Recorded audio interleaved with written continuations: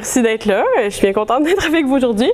Donc, comme Nancy l'a dit, je suis prof à Bishop depuis, je sais pas, quelques années, plusieurs années. Avant, j'étais prof à l'UQO, j'étais la collègue de Mylène. C'est là que j'ai rencontré Mylène. Je suis psychologue, puis je me surspécialise, si on veut, en psychologie de l'enfance, psychologie clinique de l'enfance. Puis aujourd'hui, je vais vous parler de différentes approches, dans le fond, que j'essaie de combiner et différents projets qui tournent autour de la psychopositive. Donc voilà. Commençons. J'aurais dû dire, je vais vous parler des arts, de la nature et je vais parler aussi d'éco-anxiété à la toute fin. Donc, on va commencer par l'art-thérapie. Donc, je fais de plus en plus de ma recherche s'articule autour des arts, de l'impact des arts sur la santé mentale des jeunes. Par santé mentale, j'entends autant les indicateurs négatifs que positifs. Évidemment, aujourd'hui, on se concentre plus sur les indicateurs positifs de santé mentale. Je vais faire un aparté tout de suite pour vous dire que toutes les images que vous voyez dans mon PowerPoint, qui était trop gros pour télécharger, c'est toutes des photos d'œuvres qui ont été faites par des enfants dans les écoles. Donc, c'est important pour moi de vous le dire parce que je les trouve absolument formidables. Comme ça, c'est un autoportrait en Lego. Quand je vois des photos comme ça, des trucs que les enfants font, je me dis j'ai la meilleure job au monde. Mais bon, bref. Donc voilà. Et ça se peut aussi que je fasse du coq à l'âne. Là, je pense qu'on n'a pas le droit de poser des questions. Je suis pas sûre. Si vous avez des questions, si vous m'avez perdu, moi, ça me dérange pas du tout que vous me leviez la main.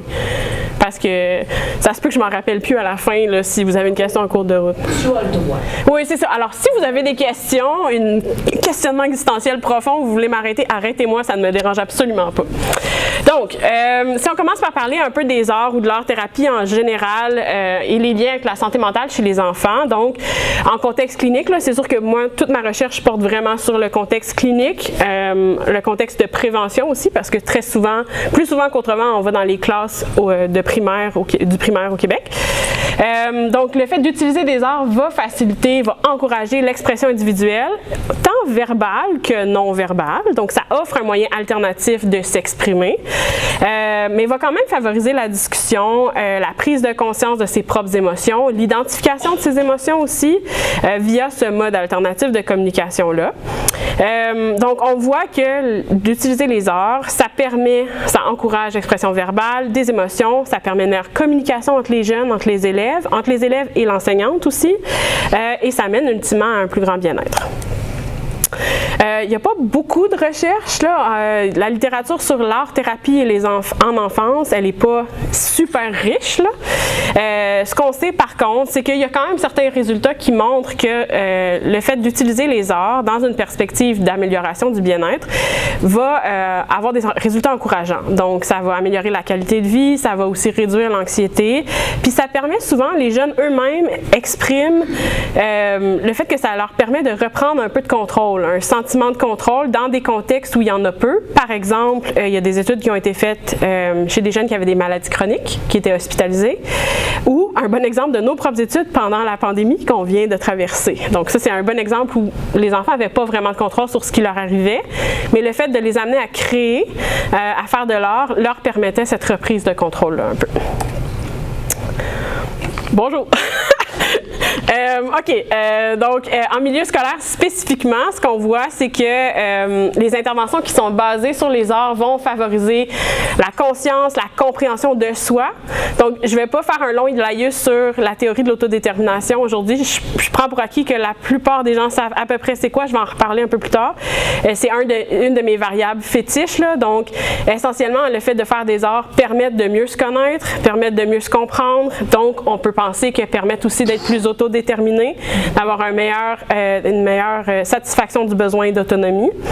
On a vu ça chez des élèves qui ont des difficultés d'apprentissage. Je vais d'ailleurs vous en reparler d'une de nos propres études là-dessus. Vont permettre un meilleur ajustement psychosocial.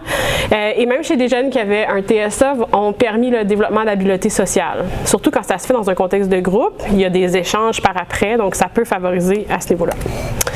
Donc, si je n'étais pas sûre comment structurer ma présentation, là, fait que, encore une fois, si vous avez des questions, n'hésitez pas. Si je passe plus vite sur un truc pour pouvoir parler plus d'autres, en tout cas, on va y aller comme ça se présente. Donc, les études que nous, on a fait et qu'on a publiées, là, basées sur les arts, ont été faites en contexte de pandémie. Malheureusement, ou heureusement, je ne sais pas trop, mais la pandémie a fait en sorte que le besoin sur le plan de la santé mentale était vraiment plus axé sur anxiété, dépression, inattention, les indicateurs négatifs, si on veut.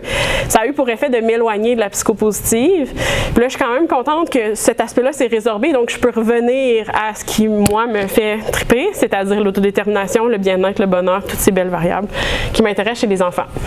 Néanmoins, on a fait 2 études pendant la pandémie. Donc, dans le fond, l'étude 2, c'était une réplication de l'étude 1 pour avoir une plus grande taille d'échantillon. L'étude 1, c'était pendant la première vague, là, quand les écoles ont fermé. Il y en a certaines qui ont rouvert en région, mais à Montréal, il n'y avait pas rouvert. Puis, on a voulu comparer l'art-thérapie centrée sur les émotions. Puis, on a pris, entre autres, beaucoup d'exercices d'Élise Gravel, qui a un cahier qui s'appelle « Nommons nos émotions ». J'aurais dû l'apporter. Puis, qui avait fait des trucs pendant la pandémie. Par exemple, Olga a trouvé un remède au virus, dessine le virus, tu sais. Donc, on a pris beaucoup de ces affaires-là, puis on l'a comparé à des dessins de mandala, donc de l'art-thérapie basée sur la présence attentive. Je pense, Mylène, tu vas parler de ça tantôt, hein? C'est ça, le mindfulness. Moi, j'en fais de moins en moins, mais il y en avait dans ces 2 études-là. Et on les a comparés. On voulait voir, dans le fond, est-ce qu'une approche a plus d'impact que d'autres? Spécifiquement dans un contexte d'intervention en ligne, à distance, mais sachant que tous les jeunes ont des crayons. C'est pour ça que c'était que du dessin. Il fallait que ce soit facile puis que ça soit aidant pour les enseignantes qui étaient en train d'enseigner pendant une pandémie puis que nous, on ne pouvait pas aller dans les écoles pour les aider. Donc, essentiellement, ce qu'on a trouvé, c'est dans la première étude, l'intervention centrée sur les émotions était plus efficace pour améliorer l'attention, ce qui est quand même un peu contre-intuitif parce qu'on s'attendrait à ce que la présence attentive ait un impact sur l'attention. Mais les 2 étaient efficaces pour réduire l'hyperactivité. Donc, on voyait que les 2 interventions avaient quand même des impacts intéressants pour améliorer la santé mentale. Dans la deuxième étude, on a eu des impacts équivalents des 2 interventions sur l'anxiété. Ça, c'est un peu plus en ligne avec nos hypothèses. On s'attendait à ce que ça améliore l'anxiété, mais il n'y avait pas d'autre effet. On pense que c'est peut-être dû justement au fait que c'était en ligne, que c'était plus... Même si c'était facilitant, c'était pas facile. L'intervention était de 5 semaines. On aurait probablement pu aller jusqu'à 10 semaines. Donc, même maintenant, on fait 10 semaines quand on y va. Donc, voilà. Je vais passer vite sur ça parce que j'aime mieux vous parler du reste. Donc, les projets qu'on a en cours. Donc, je vais vous parler de ce qu'on fait en ce moment, qui n'est plus du tout basé sur la pandémie. Donc là, maintenant qu'on a le droit d'aller dans les écoles, on s'est dit, on va diversifier, puis on va faire plein de sortes. Les arts, c'est très vaste, là. Ça n'a pas besoin d'être juste des arts plastiques. Et donc, on vient de terminer cette année, là, à l'hiver, une intervention qui alliait différents types d'art. Donc, oui, des arts plastiques, du dessin, mais aussi de la sculpture. Donc, les enseignantes et les élèves ont été consultés. On leur a demandé, on leur a fait le choix, qu'est-ce que vous voulez faire comme art? Vous voulez faire de la sculpture? Vous voulez faire de la danse? J'ai une formidable collègue qui s'appelle Adriana Mendret, qui est à Bishop avec moi et qui, elle, est formée avec les grands ballets canadiens en danse-thérapie, parce que moi puis la danse, ça ne fait pas un. Mais donc, ils voulaient faire de la danse, on a développé des activités en danse. Donc, vous avez des exemples, tu sais, par exemple, si j'étais un animal, ça, c'était une des activités de danse. Je trouve ça vraiment hot, même si je voudrais pas avoir à la faire moi-même. Puis, on a fait aussi des Legos, parce que c'est tellement créatif, puis c'est tellement cool des Legos que... C'est peut-être le bon moment pour vous spécifier que j'ai 3 enfants en bas âge. Fait que moi, des Legos, je trouve ça encore vraiment trippant. J'en fais avec eux, la vie est belle. Donc, puis là, vous avez des exemples aussi sur l'image de sculptures de safe space. Dans le fond, il y en a un il y en a un ou une, je ne sais pas si c'est une fille ou un garçon, qui a fait son chien avec des cure-pipes. Alors qu'en haut, c'était vraiment plus comme 2 personnes qui se parlent. Là. Mais tu sais, vous voyez l'idée. Il y avait vraiment un champ libre. On avait de la plasticine, on avait de l'argile, on avait des cure-pipes, puis des trucs de bricolage qu'il y avait déjà dans la classe. Là. Bref, cette fois-ci, on est allé vers du Cali. Oui, on est allé vers du Cali, Mylène. Vous allez m'avoir à l'usure. Je suis rendue full Cali. Full Cali, mais j'apprends encore à l'analyser. Fait que soyez indulgents, s'il vous plaît. Donc, on est allé avec des jeunes. En fait, c'était une demande de l'école, d'une direction avec qui j'ai travaillé. Tu sais, ça fait plusieurs années que je travaille. Elle avait 2 classes de jeunes avec des troubles langagiers assez importants. Puis, elle voulait qu'on offre quelque chose. On s'est dit, ah tiens, il me semble que de développer un mode alternatif de communication, ce serait comme tout indiqué pour ces jeunes-là. Donc, on avait 15 jeunes répartis en 2 classes de 8 à 12 ans. Puis, on a fait 8 semaines, différentes formes d'art. On a fait des discussions de groupe, des entretiens semi-dirigés à la toute fin avec chaque enfant, comme 10-15 minutes max, des grilles d'observation. On a évidemment pris des photos de tout ce que les jeunes ont produit. Puis on voulait aller voir qu'est-ce qu'eux ont perçu en termes de, pas d'impact, je sais que du quali puis impact, ça va pas tout full ensemble, faut que je réajuste mon, retombée, merci, faut que je réajuste mon vocabulaire, là, vous m'excuserez, mais j'ai été formée très quanti, vous aurez deviné, mais bref, les retombées perçues par les élèves eux-mêmes des ateliers qu'on avait fait. Donc, il y a 4 thèmes généraux qui sont ressortis.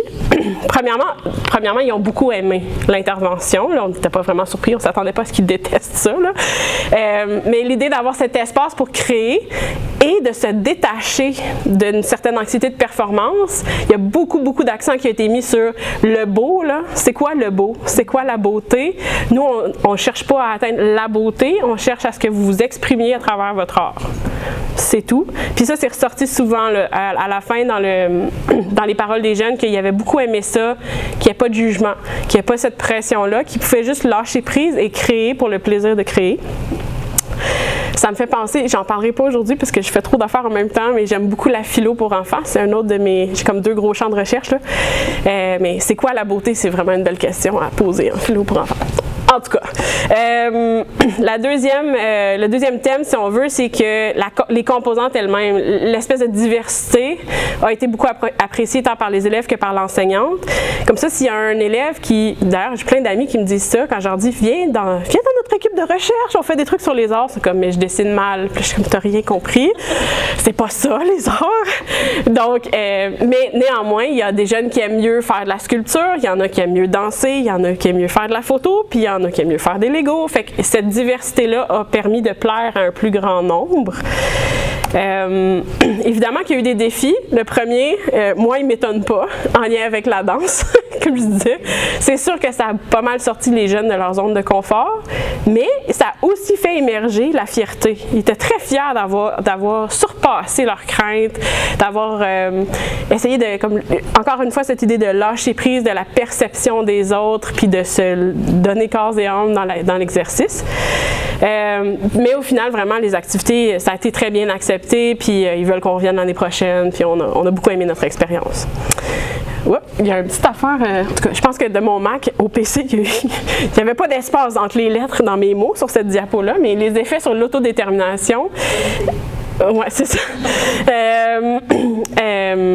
Dans le verbatim des élèves, encore là c'est préliminaire, là, mais on voit qu'eux disent qu'ils se sentent plus libres d'être eux-mêmes. Ça, c'est le genre d'affaire qui me plaît beaucoup. Donc on voit qu'il y a possiblement vraiment quelque chose à aller voir sur l'impact sur le sentiment, le besoin d'autonomie là, qui est très intéressant. Il mentionne pas se sentir plus compétent. Là. Le mot compétent, c'est difficile pour un jeune qui n'a pas de trouble de langage. Là. Fait que c'est sûr que c'est pas ça qu'ils ont dit, mais il mentionne plutôt qu'ils sont moins découragés face à l'école. Donc, tu sais, ça rappelle le besoin de compétences. Eux ne mentionnent pas de changement sur le plan de l'affiliation. Ça m'étonne un peu dans la mesure où c'est une intervention de groupe. Donc, on aurait pu s'attendre à ce qu'il y ait ça qui ressorte, mais pas pour l'instant. Mais au final, ils sentent qu'il y a plus d'espace pour exprimer comment ils se sentent et leurs émotions. Donc là, je pense que j'ai trop parlé, puis j'ai comme 3 autres projets de j'arriverai pas dans mon 25 minutes. Mais bref, ça a bien été. Ils sont contents, l'enseignante est contente, puis ça semble avoir amélioré la relation entre les élèves et l'enseignante et ses élèves. L'enseignante rapporte qu'elle a appris des choses sur ses élèves, fait que moi je trouve ça, c'est génial. Là. En termes de climat de classe, c'est très prometteur. Je vais vous parler. Là, t'as-tu timé? Je suis rendue à combien de temps? 13 minutes. Oh! OK, je vais passer vite sur les prochaines diapos. Je veux juste vous mentionner que même les photos, c'est des photos qui ont été prises par les enfants dans le cadre de nos projets sur le Photo Voice. Donc, je m'intéresse aussi à l'impact de la nature sur le bien-être, sur la santé mentale. Je vais prendre pour acquis que tout le monde sait c'est quoi la thérapie par la nature, puis je vais passer à ma prochaine diapo. Donc, essentiellement, le fait d'être dehors, dans la nature, Vancouver et la Colombie-Britannique, c'est un bon exemple, a des effets bénéfiques sur la santé physique, la santé mentale. On voit au Québec, entre autres, c'est peut-être pas tout le monde qui vient du Québec, mais il y a quand même pas mal de gens qui viennent du Québec, que de plus en plus, même les médecins de famille prescrivent le fait d'aller en nature. Il y avait un article dans la presse ce matin, je pense, sur ce sujet-là. On peut faire de la présence attentive en nature, on peut faire des arts à l'extérieur, donc tout est dans tout. Puis il y a aussi le mouvement de l'éducation extérieure qui prend beaucoup qui gagne en popularité, disons, qui fait donc des activités plus didactiques, mais à l'extérieur. Je travaille aussi sur certains projets là-dessus, mais là, j'ai pas le temps de m'éparpiller trop aujourd'hui. Donc, rapidement, nous, on a fait un projet qui s'appelait École à ciel ouvert. On est allé chercher des fonds dans le cadre de la pandémie parce que si on est dehors, on a moins de risque de se contaminer. Et on a développé des modules. Il y avait des modules d'éducation extérieure, là, vraiment didactiques, genre sciences, français, maths. C'est pas moi qui étais responsable de ceux-là, c'est mon collègue Jean-Philippe Ayotte-Baudet que certains doivent connaître. Moi, j'étais responsable des modules santé mentale. Donc, on a développé des trucs en art-thérapie, en philo pour enfants et en présence attentive. Puis ça, c'est un exemple d'une activité de mandala. Donc, on demande aux jeunes, on va dehors et de créer des mandalas à partir de ce qu'ils trouvent sur le sol. Puis je trouve que c'est une de mes activités préférées parce que ça donne, surtout si tu le fais à l'automne, c'est assez génial comme résultat, là. Je vais sauter vite juste parce que je veux vous parler de mon autre affaire après, là. Si vous avez des questions, viendrez me voir, ça va me faire plaisir de vous répondre. On a fait un gros SCR ce printemps, 80 classes à travers la province. On n'a pas encore les résultats, ça s'en vient. Mais les enseignantes étaient bien contentes là, quand on a fait une étude de faisabilité. Trouvaient ça plus difficile d'enseigner les haïkus aux élèves. Il a fallu qu'on se réajuste dans les consignes, à savoir, moi, je m'en fous pas mal là, du nombre de syllabes ou de mots. Moi, s'ils écrivent un poème de 3 lignes, je suis super heureuse, là. Puis aussi, le but, c'était pas didactique. Le but, c'était santé mentale. Donc, on a réajusté un peu. Puis les enseignantes ont aussi rapporté qu'ils ne se sentaient pas super compétentes pour faire de la présence attentive. Donc, on a filmé des capsules. C'est un bel exercice d'humilité, hein? Filmer des capsules pour expliquer c'est quoi le mindfulness. Regardez les capsules qu'on vient de filmer, mais pour être sûr qu'ils se sentaient plus accompagnés. Puis on a offert aussi comme des office hours pour les enseignantes quand elles avaient des questions. On pouvait nous appeler, on les accompagnait à travers ça. Je vais quand même mentionner, avant de passer à autre chose, que la chercheure principale pour ce projet-ci, c'est Marie-Claude Geoffroy, qui est à McGill. Moi, je suis la co-chercheure principale. OK, là, je vais respirer un peu. Je m'excuse, j'ai parlé vite. Je voulais finir en vous parlant d'éco-anxiété, en fait. Donc, c'est un autre de mes champs d'intérêt, mais vous allez voir que comme tout est dans tout, on fait quand même des heures, mais avec l'éco-anxiété. Est-ce que tout le monde est familier avec le terme éco-anxiété? Oui? OK. Bien, au pire, il y a la définition sur la diapo. Mais ce qu'il faut savoir, c'est que même si le mot éco-anxiété a le mot anxiété dedans, ça englobe beaucoup plus large que juste l'anxiété. Donc, ça englobe d'autres types d'émotions comme la colère, la tristesse, la culpabilité, l'impuissance, l'urgence d'agir. Mais moi, je pense que si on retourne dans les bases et les assises théoriques de la psychopositive, il y a moyen de penser à des interventions pour les enfants qui sont solidement ancrées en psychopositive et qui permettent d'adresser l'éco-anxiété chez les enfants. Donc, c'est un peu ça l'idée que je suis en train de développer. On a une proposition de papier qui a été acceptée. Il me reste juste à l'écrire au complet. Il est quand même écrit en partie. Mais qui montre comment je pense que la psychopositive peut être au service de la recherche sur l'éco-anxiété chez les enfants spécifiquement parce que je m'intéresse plus aux enfants. Je m'allais dire, je ne m'intéresse pas aux adultes, mais il y a beaucoup d'adultes dans la salle, fait que je vais dire parce que je m'intéresse aux enfants. Donc, l'éco-anxiété en soi, c'est pas anormal d'en avoir, c'est pas pathologique, c'est pas un terme dans le DSM. Quand ça devient paralysant, là, c'est autre chose. Puis ça peut être bénéfique d'en avoir parce que ça va favoriser l'engagement citoyen, l'adoption de comportements qui sont pro-environnementaux ou plus éco-responsables. Ce qu'on sait, c'est que les enfants vivent de l'éco-anxiété. J'ai une super étudiante de doctorat qui, pour sa maîtrise, a fait ça, est allée voir est-ce que les enfants en vivent? La réponse était oui. Et les enfants réclament un espace pour en parler. Ils n'osent pas toujours en parler à leurs parents. Des fois, en tant que parents ou en tant qu'adultes, on est un peu démunis face aux questions existentielles de nos enfants. Puis les enfants le sentent. Fait qu'ils expriment surtout le besoin à l'école d'avoir cet espace-là pour parler de la crise climatique. Il y a tout un autre pan sur est-ce que les enseignantes se sentent aptes à discuter de ça. Pas vraiment non plus, parce qu'elles aussi ont de l'éco-anxiété. Mais bon, on a pris quand même cette tangente-là d'aller vers l'école. Donc, comme moi je fais de la recherche clinique, je travaille à développer des interventions et c'est là que je pense que la psychopositive peut être très aidante parce que si on repense à la création de sens, comme le meaning making, l'autodétermination, encore une fois, l'engagement citoyen, tout ça dans le but de vivre une vie qui est épanouie, qui permet de se réaliser au quotidien, je pense que c'est là qu'on peut puiser dans les piliers de la psychopositive. Donc, rapidement, là, je pense que je suis allée trop vite, finalement, je vais avoir du temps de trop, mais c'est pas grave. Les thèmes qui sont à explorer, je pense, quand on pense à développer cette intervention-là, l'idée du pardon intergénérationnel. Donc, il y a beaucoup de jeunes qui vont parler du fait qu'ils sont un peu fâchés que les plus vieux ont scrappé la planète, n'ont pas eu toujours des comportements très éco-responsables. Donc, il y a toute une recherche sur le pardon, la science du pardon qui est laïque, là, qui n'est pas nécessairement religieuse, qui est intéressante à aller fouiller.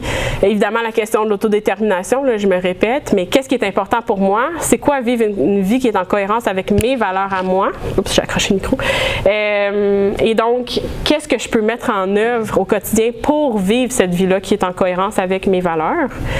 Puis il y a aussi toute la recherche sur l'émerveillement. Mettons que ça doit être une affaire de psy peut-être là, de classer ses émotions préférées.